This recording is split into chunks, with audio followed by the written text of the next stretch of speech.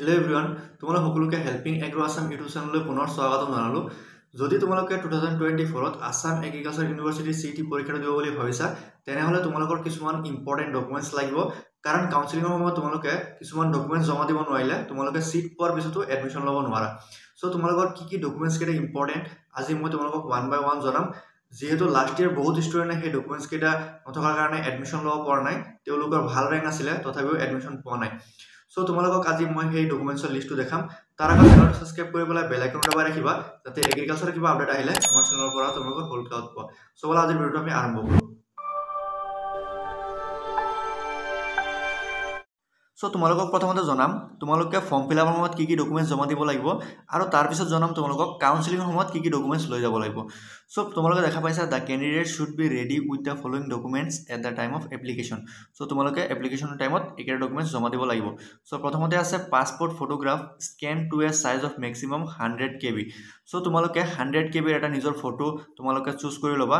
তাৰপিছত 2 নম্বৰত আছে his or her signature scan to a size of maximum 100 KB। চ' 2 নম্বৰত তোমালোকৰ চিগনেচাৰটো 100 KB হ'ব। 3 নম্বৰত দিছে marksheet from class 10 to the last examination passed in PDF maximum 150 KB। চ' তোমালোকৰ ক্লাছ 10ৰ মাৰ্কশ্বিট আৰু ক্লাছ 12ৰ মাৰ্কশ্বিট 150 KBৰ ভিতৰত হ'ব লাগিব। 4 নম্বৰত দিছে pass certificate of the qualifying examination passed in PDF 150 KB। চ' তোমালোকৰ 12 এক্সামিনেশ্যন যে পাছ কৰিছা তাৰ পাছিং চাৰ্টিফিকেটটো লাগিব, আৰু সেই চাৰ্টিফিকেটটো তোমালোকৰ 150 KBৰ ভিতৰত হ'ব লাগিব।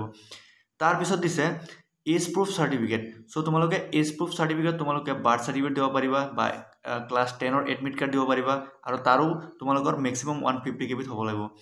নেক্সট দিছে তোমালোকক কাষ্ট চাৰ্টিফিকেট। চ' তোমালোকৰ যদি কাষ্ট চাৰ্টিফিকেট থাকে, ফৰ এক্সাম্পল কাৰোবাৰ EWS আছে তেনেহ'লে তোমালোকৰ EWS চাৰ্টিফিকেট লাগিব, বা কাৰোবাৰ OBC NCL আছে OBC NCL চাৰ্টিফিকেটটো লাগিব। নেক্সট আছে তোমালোকক permanent residential certificate, that is PRC or nativity certificate in PDF 150 KB. So সবতকে বেছি ইম্পৰ্টেণ্ট চাৰ্টিফিকেটটো হ'ল তোমালোকৰ পাৰ্মানেণ্ট ৰেচিডেঞ্চিয়েল চাৰ্টিফিকেট। যদি তোমালোকৰ PRC নাথাকে তেনেহ'লে এডমিশ্যনটো পোৱাৰ পিছত তোমালোকৰ এডমিশ্যনটো নহয়। যিহেতু তোমালোকৰ ক্লাছ 10ৰ মাৰ্কশ্বিট আৰু ক্লাছ 12ৰ মাৰ্কশ্বিট তোমালোকে ডিজিলকাৰৰ পৰা দি পেলাইও কাম চলাব পাৰিবা, কিন্তু তোমালোকৰ PRCটো বহুত ইম্পৰ্টেণ্ট। তোমালোকৰ PRC নোহোৱাকৈ এডমিশ্যনটো ল'ব নোৱাৰা। নেক্সট আছে medical fitness certificate in AU format, আৰু মেডিকেল ফিটনেছ চাৰ্টিফিকেটটো তোমালোকে AU ফৰ্মেটত দিব লাগিব। সেইটো তোমালোকৰ ইনফৰমেশ্যন বুলেটিনত থাকিব। চ' তাৰ পৰা তোমালোকে প্ৰিণ্ট আউট কৰি তাৰ পৰা দি দিবা। নেক্সট আছে তোমালোকৰ গেপ চাৰ্টিফিকেট। যদি কোনোবা ষ্টুডেণ্টে 1 year বা 2 year গেপ দিছে তেনেহ'লে তেওঁলোকে নিজৰ পুলিচ ষ্টেচনৰ পৰা AU ফৰ্মেটত গেপ চাৰ্টিফিকেট এটা ওলাই আনিব লাগিব। নেক্সট আছে ইকনমিকেলি উইকাৰ ছেকশ্যন। চ' মই তোমালোকক আগতে ক'লোঁ কাৰোবাৰ যদি EWS আছে তেনেহ'লে সেই EWSৰ চাৰ্টিফিকেটটো লাগিব, আৰু তাৰ চাইজটো মেক্সিমাম 150 KB হ'ব লাগিব। নেক্সট আছে মাইগ্ৰেশ্যন চাৰ্টিফিকেট। যদি কোনোবা ষ্টুডেণ্টে CBSEৰ পৰা আছাম এগ্ৰিকালচাৰ ইউনিভাৰ্চিটিত আহিব বিচাৰিছে তেনেহ'লে তেওঁলোকে নিজৰ কলেজৰ পৰা মাইগ্ৰেশ্যন চাৰ্টিফিকেটটো আনিব লাগিব। নেক্সট আছে international or NRI candidates need to upload their passport along with all the blank pages in maximum 3 MB। Next আছে valid visa and passport of the financial sponsored of NRI sponsored candidate. Next আছে international candidates need to upload their financial resource documents. So' যোনবিলাক ষ্টুডেণ্টে ইণ্টাৰনেশ্যনেলৰ পৰা আহিব বিচাৰিছে তেওঁলোকে financial resource documents কেইটা জমা দিব লাগিব।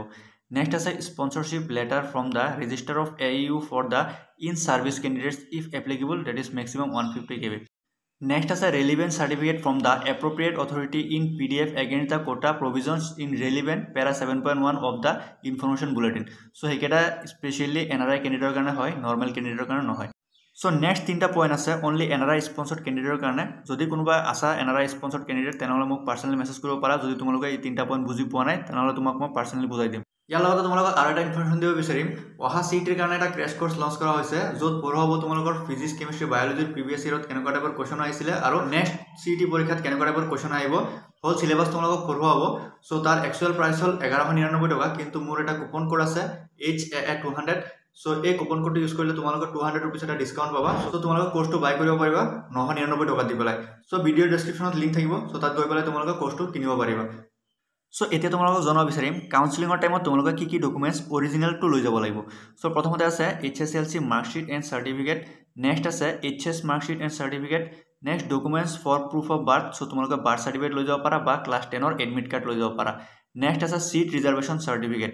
চ' নেক্সট আছে permanent residence certificate wherever applicable. Next sponsorship certificate wherever applicable. Next আছে তোমালোকৰ gap period certificate, next medical certificate, আৰু next no objection certificate. So এইকেইটা হ'ল তোমালোকৰ ডকুমেণ্টছৰ লিষ্ট ইয়াৰ উপৰি যদি কিবা ডাউট থাকে তেনেহ'লে তোমালোকে কমেণ্ট কৰি নিশ্চয় সুধিব পাৰিবা আৰু যদি তোমালোকে চেনেলটো এতিয়ালৈ ছাবস্ক্ৰাইব কৰা নাই তেনেহ'লে চেনেলটো ছাবস্ক্ৰাইব কৰি বেল আইকন দবাই ৰাখিবা কাৰণ এগ্ৰিকালচাৰৰ কিবা আপডেট আহিলে আমাৰ চেনেলৰ পৰা তোমালোকে সোনকালে পাবা